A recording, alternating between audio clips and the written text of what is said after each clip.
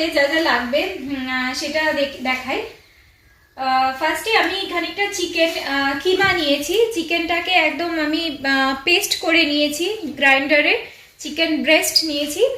তার সাথে আমি খানিকটা রসুন, জিঞ্জার মানে আদা এইগুলো, আর খানিকটা কাঁচা লঙ্কা, একটু লাল লঙ্কাও, এগুলো একসাথে আমি মিক্স করে নিয়েছি। একটু অল্প নুন দিয়েছি, সেটাকে আমি ব্লেন্ড করে নিয়েছি মিক্সচারে, যাতে মানে ব্যাপারটা একটা জমাটি হয়। এবার আমি এর মধ্যে কিছু কিছু জিনিস অ্যাড করব। তো ফার্স্টে আমি একটা কাজ করি, আমি এর মধ্যে খানিকটা গার্লিক বাটার অ্যাড করতে চাই। তো ওই জন্য আমি একটু গার্লিকটাকে বাটারের মধ্যে ভেজে নিতে চাই। তো সেটা একটু দেখা, আমার ওভেনটা একটু তোমরা দেখে নাও, এটা একটু অন্য ধরনের হয়তো। তো আমি অন করলাম, আমি খানিকটা বাটার এর মধ্যে দিয়ে দিয়েছি। আর আমি এখানে দেখো খানিকটা রসুন, পেঁয়াজ এইগুলো আমি নিয়ে রেখেছি। আর বাইন্ডিং এর জন্য যাতে একটু ব্যাপারটা টাইট হয় তার জন্য খানিকটা আমি বেসন নিয়েছি। এটা অপশনাল, এটা যদি তোমরা মনে করো যে বাইন্ডিং এর দরকার নেই, এমনি ওটা হয়ে যাচ্ছে। আমার রান্নার এক্সপিরিয়েন্স খুব কম, তাই জন্য আমি এইটা নিয়েছি। তো তোমরা চাইলে স্কিপও করতে পারো। তো আমি এই রসুন এটা বাটারটা গরম হতে হতে আমি বাকি জিনিসগুলো এর মধ্যে অ্যাড করছি। দেখো ফার্স্টে আমি কিছুটা পেঁয়াজ অ্যাড করছি। পেঁয়াজটাকে আমি একদম পাতলা করে কেটে রেখেছি। তার সাথে একটু ধনে পাতা দিলাম। এবার এর মধ্যে কিছু কিছু আমি মশলা অ্যাড করছি। সামান্য একটু নুন দিলাম, আগেই আমি যেহেতু নুন দিয়ে রেখেছি তাই একটু কম নুন দিচ্ছি। একটু আমি জিরে গুঁড়ো দিলাম। খানিকটা ভাজা মশলা, আমি এটা বাড়িতে বানাই, এইটা একটু অ্যাড করছি। একটু সামান্য বিট নুন দিচ্ছি। একটু লাল লঙ্কার গুঁড়ো। আমার এখানে বাটারটা গরম হয়ে গেছে মোটামুটি, আমি এর মধ্যে রসুনটা হালকা হালকা অ্যাড করে দেবো।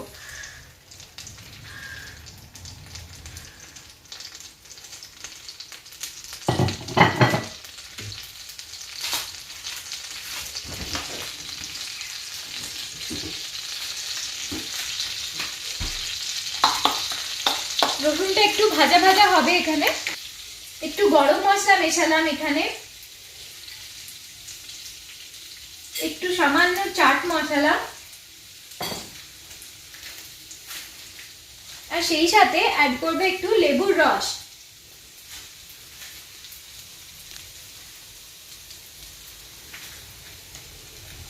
এখানে রসুনটা খানিকটা ভাজা হয়ে যাচ্ছে, আর একটু হবে এটা। আমি ততক্ষণে এই জিনিসটা একটু মেখে নিই।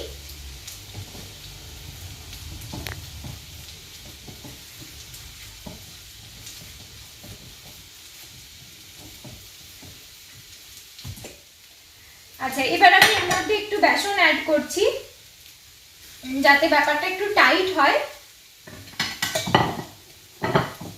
আর একটু সামান্য ব্ল্যাক পেপার।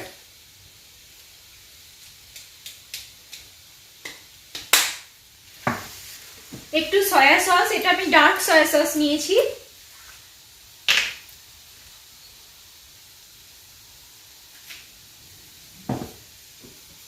একটু টমেটো কেচাপ,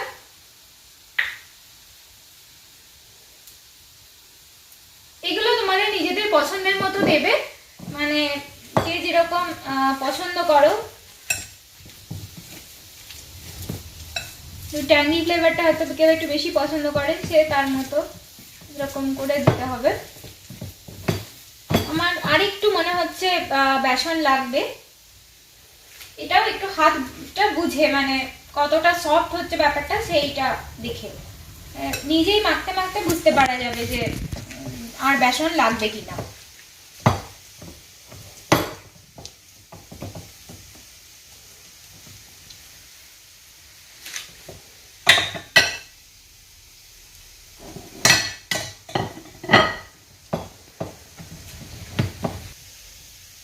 এখানে আমার গার্লিকটা হয়ে গেছে, তো এইটা অল্প একটু, আমি পুরোটা দেব না, অল্প একটু আমি এখানে অ্যাড করব। এটা আমার এই গার্লিক বাটারের ফ্লেভারটা ভীষণ ভালো লাগে, তো সেই জন্য এটা অ্যাড করছি। বি কেয়ারফুল, আমি এখানে খুব ঠান্ডা, তাই জন্য চট করে সব কিছু তাড়াতাড়ি ঠান্ডা হয়ে যায়। তো তোমরা যখন নেবে এরকম চট করে মাখবে না, একটু হালকা ঠান্ডা হয়ে গেলে তখন মাখতে পারবে। আর এখানে যেহেতু বেশ ঠান্ডা সব কিছুই, ওই জন্য আমি হাত দিয়ে মাখতে পারলাম গরম বাটারটা। আমার এটা রেডি হয়ে গেছে। আর আমি এখানে দুটো ডিম নিচ্ছি, ডিমগুলোকে ভালো করে একটু ফেটিয়ে নেব।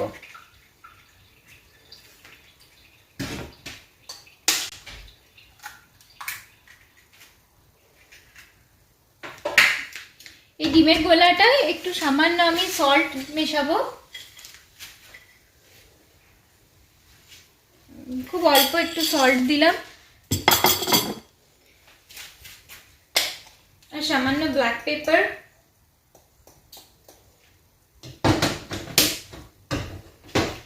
এটাকে আমি খুব ভালো করে একটু ফেটিয়ে নিচ্ছি। এটাকে ভালো করে ফেটিয়ে নেওয়ার পর এবার আমি দেখো এখানে আমি নিয়েছি কিছুটা, একটা বড় ট্রেতে আমি ব্রেড ক্রাম্ব নিয়েছি। এটা একটু কোর্স ব্রেড ক্রাম্ব, মানে একটু খচখচে ধরনের, যাতে মানে ক্রিস্পিনেসটা আসে কাটলেটে। আমি ফার্স্টে এখন এই চিকেনটা দিয়ে চিকেন কাটলেট বানাবো, তারপরে র্যাপ। এবার এটাতে যাতে ক্রিস্পিনেসটা আসে সেই জন্য আমি একটু কোর্স নিয়েছি ব্রেড ক্রাম্বটা, একদম ফাইন ব্রেড ক্রাম্ব নিইনি। এবার আমি আস্তে আস্তে এরকম চিকেনটা আস্তে আস্তে এরকম বলের মতো করে নিচ্ছি, দিয়ে এবার আমি এটাকে ব্রেড ক্রাম্বের মধ্যে বসাবো।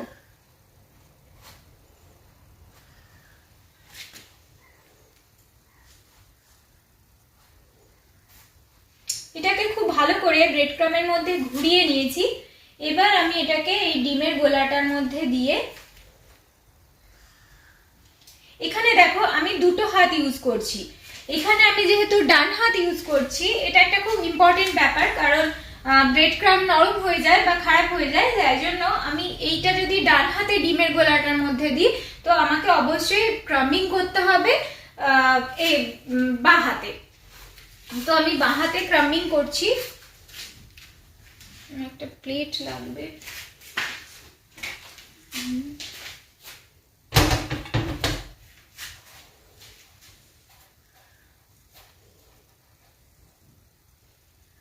যেরকম ক্রাম্বিং হয়ে গেল, এবার আবার আরেকবার ডিমের গোলা এরকম চুবিয়ে সেকেন্ড টাইম আমি কোটিং করছি। খুব ভালো করে কোটিংটা করতে হবে যাতে ব্যাপারটা ভেঙে না যায়।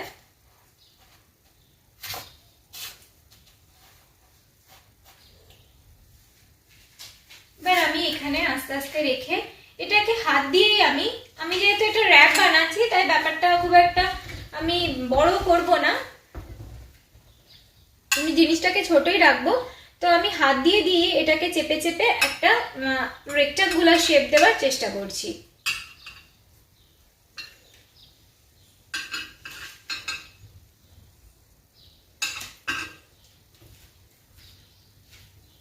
আমার মোটামুটি শেপটা দেওয়া হয়ে গেছে। এই ডিশটা বাচ্চারাও খুব ভালোবাসে, মানে আমার মেয়ে পার্সোনালি আমি দেখেছি আমার মেয়ের খুব পছন্দ এই ডিশটা, কারণ ওরা একটুখানি সবসময় চায় যে একটু নতুন ধরনের কিছু বানানো বা নতুন ধরনের কিছু। আর এরকম ক্রিস্পি টাইপের চিকেন হলে বাচ্চারা চিকেনটাও খুব ভালোবাসে, যেহেতু হাড় থাকে না। এটাতে যেহেতু কোনো হাড় নেই আর ব্যাপারটা একদম সফট, আর মানে পুরোটাই একদম যেহেতু ব্লেন্ড করা আছে, তাই জন্য একদমই জিনিসটা ওদের খাওয়ার জন্য খুব ইজি হয়। তাই জন্য মানে ওরা বাচ্চাদের, আপনারা খুব সহজেই তোমরা বাচ্চাদের দিতে পারো এই রান্নাটা। আমার নেক্সট স্টেপ, এইটাকে আমি এবার একটুখানি, আমি দুটোই বানালাম, মানে যেহেতু আমি একটা র্যাপ সার্ভ করব, তো সেই জন্য আমি দুটো, আমার মনে হচ্ছে এনাফ দুটো কাটলেট বানানো। তো আমি এবার এটাকে একটু 10 মিনিট আমার রেস্টে দিতে হবে, যাতে জিনিসটা সেট হয়ে যায় সুন্দরভাবে। সেই সময় আমি র্যাপের জন্য যে ময়দাটা মাখতে হয় বা যে আমার র্যাপের কভারটা, সেইটা আমি এবার দেখাবো যে কিভাবে আমি ময়দাটা মাখবো। আমার ব্রেড ক্রামের কাজ শেষ, তো আমি এগুলোকে সরিয়ে দিলাম। আমার এগেরও কাজ শেষ।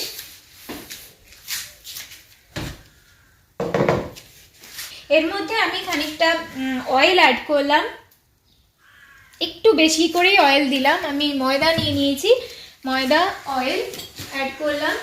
এর মধ্যে অল্প সামান্য একটু লবণ, সামান্য একটু সল্ট দিলাম। আর যেটা খুব ইম্পর্টেন্ট সেটা হলো বেকিং পাউডার, অল্প একটুখানি বেকিং পাউডার। আমাদের এখানে যে ময়দাটা আমি পাই সেটা সাধারণত আমার সেলফ রেজিং এজেন্ট থাকে এর মধ্যে, মানে বেকিং পাউডার টাইপের কিছু একটা দেওয়া থাকে এখানে, তাই জন্য এমনি ফুলে যায়। তাও আমি এটাকে আরেকটু সফট বানাবার জন্য একটু বেকিং পাউডার অ্যাড করলাম। এটাকে ভালো করে আমি এরকম হাত দিয়ে একটুখানি মেখে নেব। তারপরে আমি একটু লিউকওয়ার্ম ওয়াটার নিয়ে নিয়েছি, মানে হালকা গরম জল নিয়ে নিয়েছি। তো সেই গরম জলটা দিয়ে অল্প অল্প করে আটাটাকে মেখে নেব, দিয়ে ডোটা বানিয়ে নেব।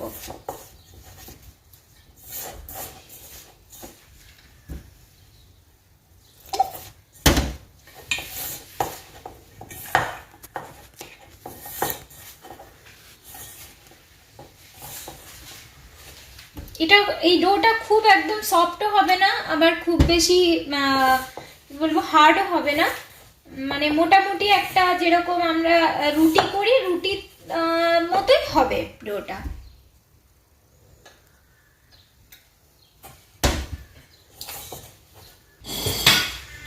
এখানে এটাকে আমি খুব ভালো করে মেখে নিচ্ছি ডোটাকে।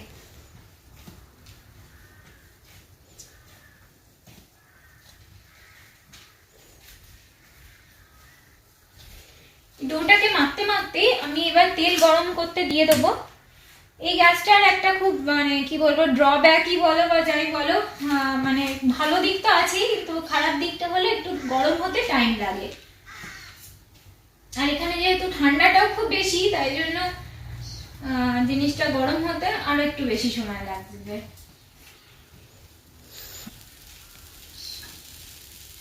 তাই আমি আগেই অয়েলটা বসিয়ে দিচ্ছি গরম হওয়ার জন্য।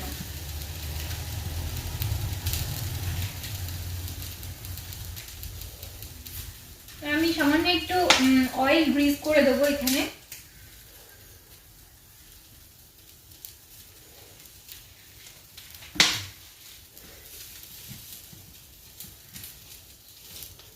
আমার ডোটা রেডি।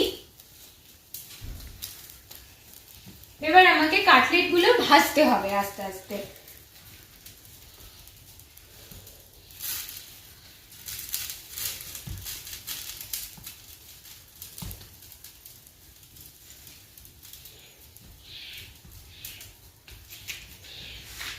আমার নেক্সট কাজ হলো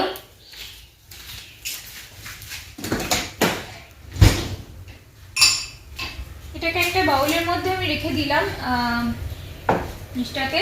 এবার আমার নেক্সট যে কাজটা সেটা হলো একটা সস বানিয়ে নেওয়া। এই র্যাপে দেওয়ার জন্য আমি একটা স্পেশাল সস বানাই, তো সেইটা দেখাই একটু তোমাদের কি সস বানাই।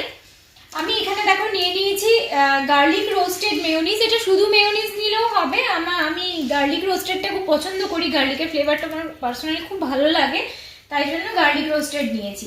তো খানিকটা আমি এরকম মেয়োনিজ নিয়ে নিলাম, একটু সামান্য আমি কেচাপ নিলাম,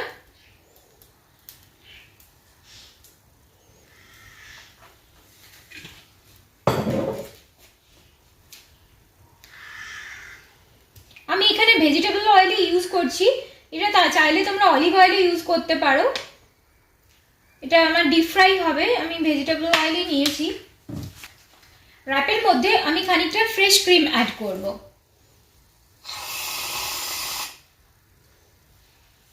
তো এই হলো আমার সস মোটামুটি। এবার আমি এটাকে একটুখানি হালকা বিট করে নেব সসটাকে, আর একটু এর মধ্যে আমি দিয়ে নেব একটুখানি বিট নুন, বিট নুন ফ্লেভারটা খুব ভালো লাগে, একটু সামান্য মশলা, ভাজা মশলা, আর একটু চাট মশলা।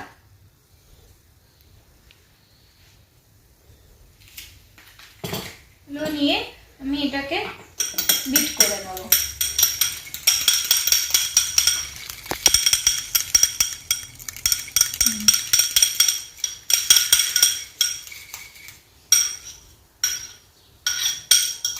আমি এখন অপেক্ষা করছি তেলটা গরম হওয়ার জন্য। আর আরেক দিকে আমার এই যে আমি ডোটা বানালাম সেইটা এবার আমাকে বেলে নিতে হবে র্যাপটা। এই তেলটা গরম হতে হতে আমি র্যাপটা বেলে নিই।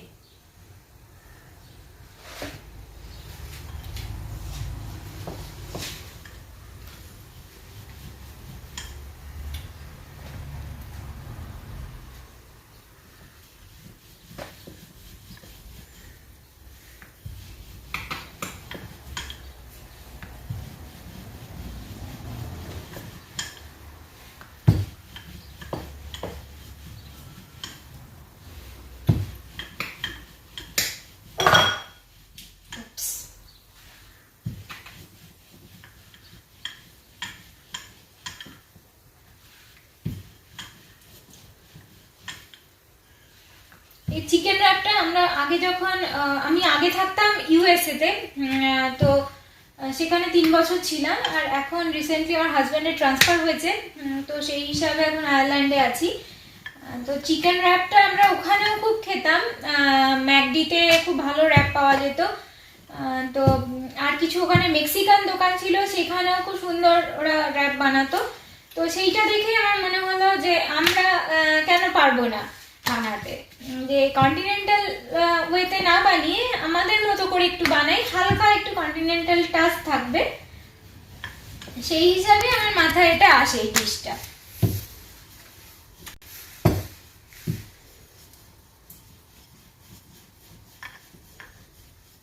এইটা আমরা বাড়িতে মানে খুব ইজিলি বানিয়ে নিতে পারবো। আর আমি যে সসটা নিয়েছি মেয়োনিজ, যদি অ্যাভেলেবল না হয় তোমরা সেই জায়গায় দই ইউজ করতে পারো, মানে দইটাকে একটু বিট করে নিয়ে, ফ্রেশ ক্রিমটাও সেখানে না দিলেও চলবে। আর শুধু মানে কেচাপও ইউজ করতে পারো বা টমেটো সসও ইউজ করতে পারো। আমার রুটিটা হয়ে গেছে, আর আমি এবার এইটা, আমার তেলটাও মোটামুটি গরম হয়ে গেছে, এবার আমি এইগুলো ছাড়বো আস্তে আস্তে। আর একটুখানি মিডিয়াম আছে আমি ভাজবো, মানে খুব কড়া আছে ভাজলে ভেতর থেকে কাঁচা থাকবে জিনিসটা।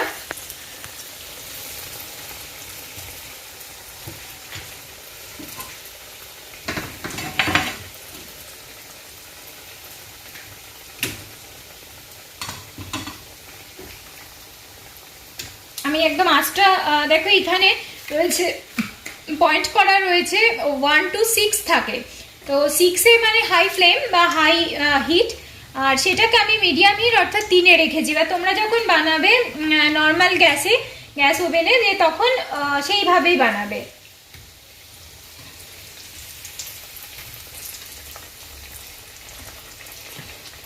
আমি হিটটাকে কমিয়েই ভাজবো, যে একটু বেশিক্ষণ ধরে ভাজবো যাতে ব্যাপারটা কাঁচা না থাকে।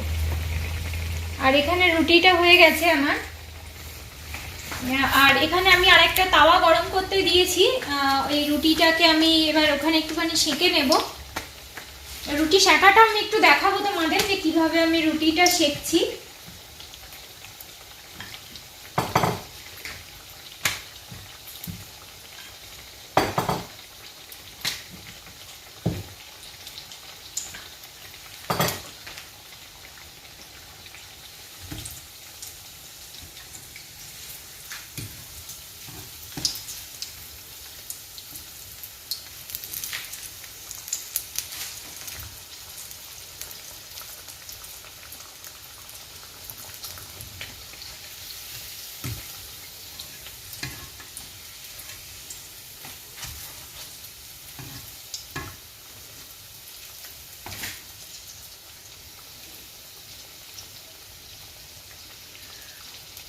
আই এম সরি, মনে হয় আমার জন্য একটু লেট হয়ে গেল, আমি একটু দেরিতে এলাম। আই এম সো সরি দিদি।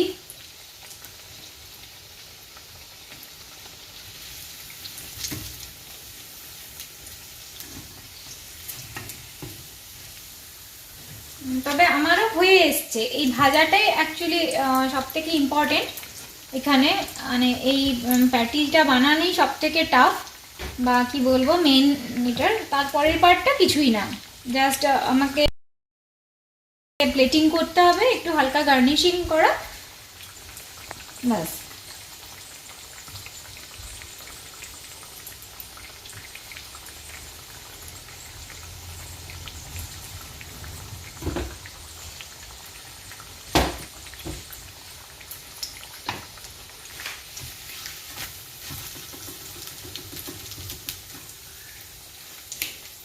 আমার মোটামুটি এটা হয়ে গেছে, আমি এখানেই রাখলাম।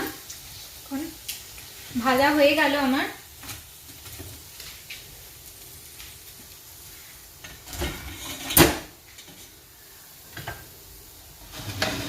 এবার আমি রুটিটা কি করে বানাই একটু দেখিয়ে দিই, এক্ষুনি হয়ে যাবে।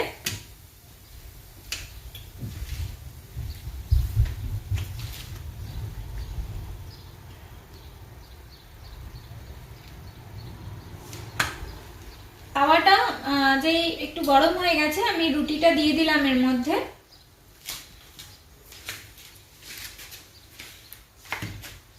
আরেকটা পিঠে আমি একটু বাটার গ্রিজ করে দিচ্ছি।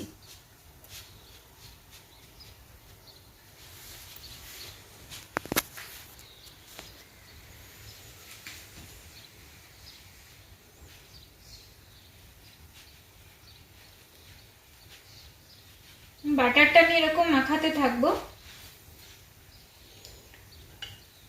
এবার আমি এটাকে উল্টে দেবো। এটা কিন্তু রুটিটা খুব নরম হবে, মানে একদমই ক্রিস্পি হবে না, রুটিটা একদম সফট হবে। মানে এই রুটিটার ওটাই মজা, যে একদম সফট সফট রুটি হবে। ভেতরের যে স্টাফিংটা থাকছে সেইটা ক্রিস্পি হবে, কিন্তু রুটিটা হবে একদম সফট।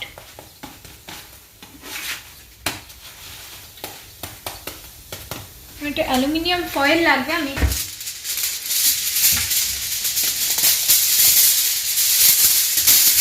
তো এরকম আমি এই অ্যালুমিনিয়াম ফয়েলটা নিয়ে নিলাম, কারণ এই রুটিটা র্যাপ করবো আমি এবার।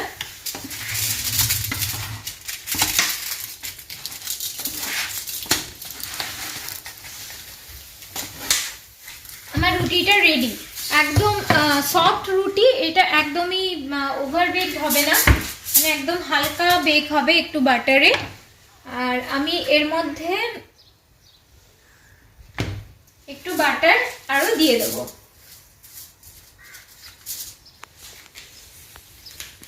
এরকম হাত দিয়ে দিয়ে একটু দিয়ে দিলাম। তোমরা স্পুন ইউজ করতে পারো, আমি বললাম আগে যে আমার এখানে যেহেতু ঠান্ডা খুব, তার জন্য আমার গরম লাগে না হাতে, সঙ্গে সঙ্গে সবকিছু ঠান্ডা হয়ে যায়। এবার আমি আস্তে আস্তে এখানে যে আমি সসটা বানিয়েছিলাম, এটা সসটা ছিল ফ্রেশ ক্রিম, একটুখানি গোলমরিচ গুঁড়ো, মেয়োনিজ, এই দিয়ে সসটা বানানো ছিল। আর সামান্য একটু আমি কেচাপ দিয়েছিলাম। এই সসটা আমি স্প্রেড করে দিলাম এখানে। এবার আমার কাজ, আমার এই প্যাটিগুলোকে একটু একটু কেটে নেব, দিয়ে কেটে কেটে আমি এখানে দেব।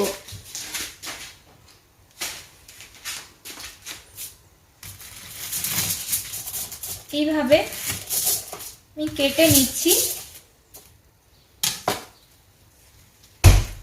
দেখো কেমন হয়েছে জিনিসটা।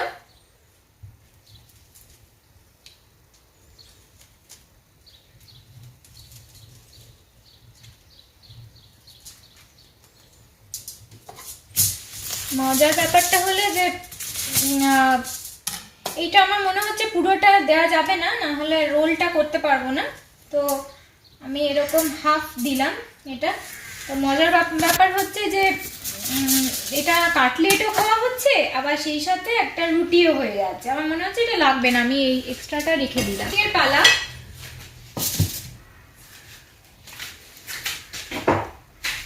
আমি এটার উপর আবার সসটা, যে সসটা বা যে স্প্রেডটা বানিয়েছিলাম সেইটা আবার একটু দিয়ে দেবো।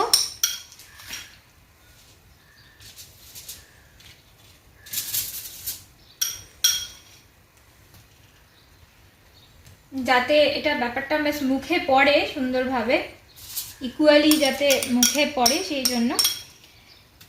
এবার যেটা বলবো সেটা হচ্ছে আমি পার্সোনালি ভেতরে কোনো ভেজি থাকা বা ওই অনিয়ন থাকা এটা সবাই একটু অবাক হয় শুনে, তো আমি পার্সোনালি সেটা পছন্দ করি না। তো তোমরা চাইলে এর ভেতরে কিছু অনিয়ন, লেটুস এইগুলো অ্যাড করতে পারো।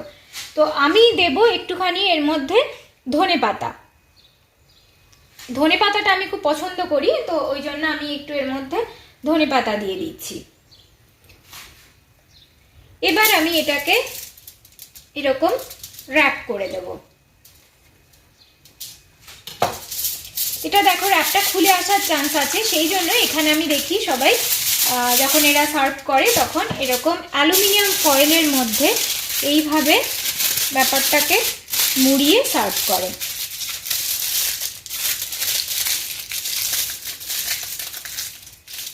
এরকম জিনিসটা হয়ে গেল। এবার আমি মাঝখান থেকে এরকম ব্যাপারটাকে কেটে দেবো। দেখো কেমন হয়েছে জিনিসটা। আমি তোমাদের আনিয়ে দিলাম। আমি অলরেডি একটু অনিয়ন আর লেটুস দিয়ে গার্নিশ করে রেখেছিলাম, আমি ভেবে মানে সময়টা কম আছে বলে। তো আমার রান্না রেডি, তোমাদের একটু সামনে থেকে দেখিয়ে দিই কেমন হয়েছে।